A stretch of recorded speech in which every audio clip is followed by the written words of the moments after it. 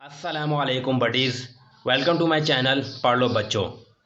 तो आज आपके साथ मैं डिस्कस करने वाला हूं कि आप फर्स्ट ईयर की बायोलॉजी जो सबसे डिफ़िकल्ट सब्जेक्ट है एफएससी का, उसमें आप कैसे 85 आउट ऑफ 85 ले सकते हैं। My self I have Gotan 85 out of 85 in my first year biology, और जो स्ट्रेटजी मैंने अपनाई थी मैं वही आपके साथ डिस्कस करने वाला हूँ। तो अगर हम फर्स्ट ईयर बायोलॉजी को देखें तो इसमें हमारे पास टोटल 13 चैप्टर्स आ जाते हैं। मैंने इन चैप्टर्स को मैंने इनको डिवाइड किया ए, बी और सी पार्ट में। अगर हम ए पार्ट में देखें तो इसमें हमारे पास 4 चैप्टर हैं। बी पार्ट में देखें तो इसमें हमारे पास 5 चैप्टर्स हैं, जिसमें हमारे पास सारे किंगडम्स वाले चैप्टर हैं। और हमारे पास अगर हम सी पार्ट देखें तो इसमें मेरे पास 4 चैप्टर्स आते हैं। टोटल हमारे पास कितने चैप्टर बन जाते हैं? 13। अब अगर हम सबसे पहले बात करें पार्ट ए में, तो पार्ट ए में हमारे पास शॉर्ट क्वेश्चंस के लिहाज से हमारे पास ये जो चैप्टर नंबर 1 है ये बहुत ही ज़्यादा इंपॉर्टेंट है, शॉर्ट क्वेश्चन आंसर। और अगर हम पार्ट ए में लॉन्ग क्वेश्चंस के लिहाज से देखें तो हमारे पास है जो बायो एनर्जेटिक्स वाला है, ये बहुत ही इंपॉर्टेंट है। इससे हमेशा हर साल लॉन्ग क्वेश्चंस आते हैं। और उसके बाद 2, 3 इनमें भी इसी तरह शॉर्ट क्वेश्चंस आते रहते हैं। तो अगर हम पार्ट ए में बात करें तो शॉर्ट क्वेश्चंस के लिहाज से cell structure and functions, biological molecule, enzyme, आपने इनको बहुत ही ज़्यादा अच्छे तरीके से कर लेना है। हर पॉइंट को आपने अच्छे तरीके से रीड करना है। इनमें इतना रट्टा मारने की भी ज़रूरत नहीं है। अगर आप इसको रीड भी कर लें और अच्छे तरीके से कॉन्सेप्ट इन चीज़ों का हासिल कर लें तो मैं कह सकता हूँ कि आपके बहुत ही ज़्यादा अच्छे नंबर आ सकते हैं और आप हर क्वेश्चन को अटैम्प्ट भी कर पाएंगे।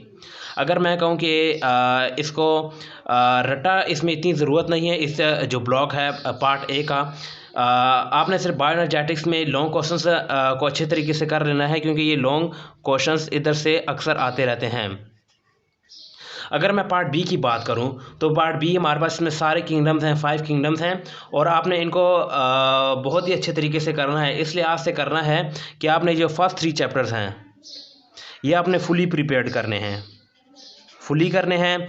इसमें से हमारे पास शॉर्ट क्वेश्चंस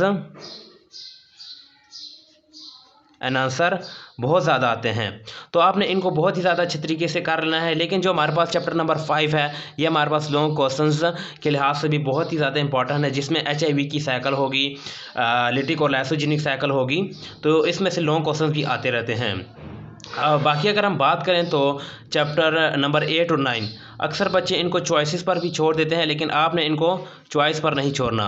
आपने इसमें क्या करना है कि इंपॉर्टेंट लॉन्ग क्वेश्चंस कर लेने हैं। MCQs के लिए आपने रीडिंग कर लेनी है। और हमारे पास शॉर्ट क्वेश्चंस अगर आप आएँ तो इसको चॉइस में छोड़ सकते हैं, लेकिन अगर आप एनिमिलिया में करना चाहें तो फाइलम्स कर लें और प्लांट में से सिर्फ इंपॉर्टेंट लॉन्ग क्वेश्चंस कर लें, तो आप का जो किंगडम वाला जो पार्ट बी है आपका ये भी बहुत ही ज़्यादा अच्छे तरीके से हो जाएगा। अगर हम दूसरी तरफ जाएं पार्ट सी में, तो पार्ट सी में अगर हम देखें तो हमारे पास कितने चैप्टर आ जाते हैं? 4 चैप्टर आ जाते हैं, जिसमें से हमारे पास डाइजेशन एंड सर्कुलेशन ये कॉन्सेप्चुअल भी हैं, और फॉर्म एंड फंक्शन में से बहुत ही इंपॉर्टेंट लॉन्ग क्वेश्चन आते हैं। One of the most important long जो इसमें से है वो हमारे पास टेक थ्योरी है, टेक थ्योरी। और डाइजेशन में से भी बहुत ज़्यादा ऑलमोस्ट 2 शॉर्ट क्वेश्चंस आते हैं। इसी तरह सर्कुलेशन में से भी 2 शॉर्ट क्वेश्चंस हर साल आते हैं। और अगर इम्यूनिटी की बात करें तो 1 शॉर्ट क्वेश्चन लाजमी आता है, और इसमें से हमेशा लॉन्ग का पार्ट लाजमी आता है। अगर आप लॉन्ग क्वेश्चन के लिहाज से देखें तो हमारे पास बायो एनर्जेटिक्स हो गया, ए सेल्यूलर लाइफ हो गया, और हमारे पास क्या हो गया? Diversity among plants. एंड हमारे पास ये जो 3 चैप्टर हैं form and function in plant, इसमें से हमेशा हर साल लॉन्ग आता है। डाइजेशन और सर्कुलेशन में हर साल कभी डाइजेशन से आ जाता है और फिर उससे नेक्स्ट ईयर हमारे पास सर्कुलेशन में से आ जाता है।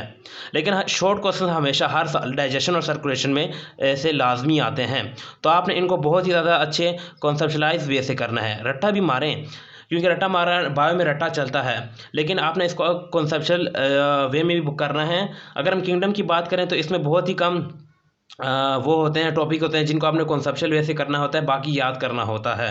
लेकिन अगर हम पार्ट ए और पार्ट सी की बात करें तो आपने इसको कॉन्सेप्चुअल वे से भी करना है, और जहाँ पर आपको लगे कि इसको याद करना है उसको अच्छे तरीके से याद कर लेना है। तो अगर आप इस स्ट्रैटेजी को बहुत ही अच्छे तरीके से अपनाएं तो आप इंशाल्लाह 85 आउट ऑफ 85 ले सकते हैं। और अगर आज की वीडियो आपको अच्छी लगी हो तो वीडियो को लाइक कर दें, चैनल को सब्सक्राइब कर दें। मिलते हैं अगली वीडियो में। अल्लाह हाफिज़।